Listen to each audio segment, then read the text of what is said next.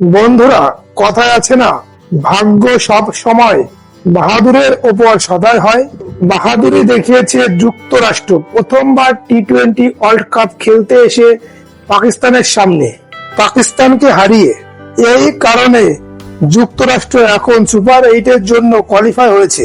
যে পাকিস্তান প্রতিবার অন্যের হার ও জেতার উপর ভরসা করে টুর্নামেন্টে আগে যায়, কিন্তু এবার আর সেটা হয়নি। পাকিস্তান টিম বাই বাই হয়েছে গ্রুপ লিগেই। আসলে পাকিস্তান সুপার 8-এ যাওয়ার যোগ্য টিম না, কারণ যুক্তরাষ্ট্রের সামনে হেরেছে, ভারতের সামনে 119 রান চেস করতে পারেনি। সুপার 8 খেলবে বাহাদুর টিম, পাকিস্তানের মতো টিম না যারা শুধু মুখেই বাহাদুরি দেখায়। যুক্তরাষ্ট্র ভালো খেলেছে, কানাডাকে 7 উইকেটে হারিয়েছে, পাকিস্তানকে সুপার ওভারে হারিয়েছে এবং ভারতের সামনে হাড্ডাহাড্ডি লড়াই করেছে। যুক্তরাষ্ট্র একটি যোগ্য টিম সুপার 8 খেলার জন্য। বৃষ্টির জন্য যুক্তরাষ্ট্র বনাম আয়ারল্যান্ডের মধ্যকার ম্যাচ ধুয়ে যাওয়ায় 1 পয়েন্ট অর্জন করার পর যুক্তরাষ্ট্র 5 পয়েন্ট নিয়ে সুপার 8-এ যাওয়া নিশ্চিত করে। আর সেই সঙ্গে সঙ্গে 2022 সালে রানার্স আপ হওয়া পাকিস্তান টিম এবার গ্রুপ পর্বে বিদায় নেয়। রবিবার আয়ারল্যান্ডকে পাকিস্তান হারালেও বাবর আজম সর্বোচ্চ 4 পয়েন্টে পৌঁছাতে পারবে। বন্ধুরা, পাকিস্তানকে কোয়ালিফাই করার জন্য যুক্তরাষ্ট্র ও আয়ারল্যান্ডের মধ্যকার ম্যাচ হতেই হতো এবং আয়ারল্যান্ডের জিতা দরকার ছিল পাকিস্তানের জন্য। তাহলেই শেষ ম্যাচ পাকিস্তান আয়ারল্যান্ডকে হারিয়ে আগে যেতে পারত।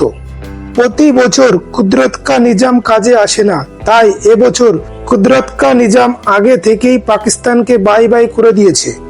তাই আয়ারল্যান্ড ও যুক্তরাষ্ট্রের মধ্যকার ম্যাচে বৃষ্টি বিঘ্নিত হয়ে 1 পয়েন্ট নিয়ে যুক্তরাষ্ট্র সুপার 8 নিশ্চিত করেছে এবং তখনই পাকিস্তানের ভাগ্য নির্ধারিত হয়ে যায়। পাকিস্তান সমস্ত হিসাব নিকাশ থামিয়ে টি-20 ওয়ার্ল্ড কাপ থেকে ছিটকে যায়। পাকিস্তান টিমের কিং বাবর আজম অসাধারণ ক্যাপ্টেন। 2022 টি-20 ওয়ার্ল্ড কাপে জিম্বাবুয়ের কাছে হেরেছে, 2023 ওয়ার্ল্ড কাপে আফগানিস্তানের কাছে হেরেছে, ঘরের মাঠে নিউজিল্যান্ডের সি টিমের কাছে হেরেছে, এরপর আয়ারল্যান্ডের কাছে হেরেছে, এবছর ওয়ার্ল্ড কাপে যুক্তরাষ্ট্রের কাছে হেরেছে প্রথমে, পরে টিম ইন্ডিয়ার কাছে হেরে ওয়ার্ল্ড কাপ থেকে বেরিয়ে গেছে। পাকিস্তান অ্যাকচুয়ালি চ্যাম্পিয়ন টিম ছিল শুরুর দিকে। 2007 টি-20 ওয়ার্ল্ড কাপে রানার্স আপ, 2009 টি-20 ওয়ার্ল্ড কাপে চ্যাম্পিয়ন হয়, 2022 রানার্স আপ, 2010 ও 12 সালে সেমিফাইনাল খেলেছে। কিন্তু 2022 টি-20 ওয়ার্ল্ড কাপের পর থেকে বাবর আজমের টিম প্রশ্নের মুখে পড়েছে।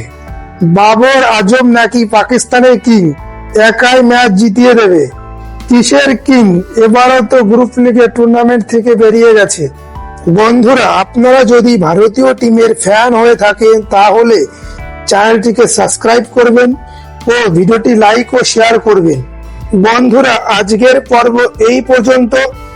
আপনাদের সঙ্গে দেখা হবে পরবর্তী পর্বে নতুন একটি বিষয় নিয়ে। ততক্ষণে আপনারা ভালো থাকুন, সুস্থ থাকুন। ভিডিওটি শেষ পর্যন্ত দেখার জন্য আপনাদের সকলকে অসংখ্য ধন্যবাদ।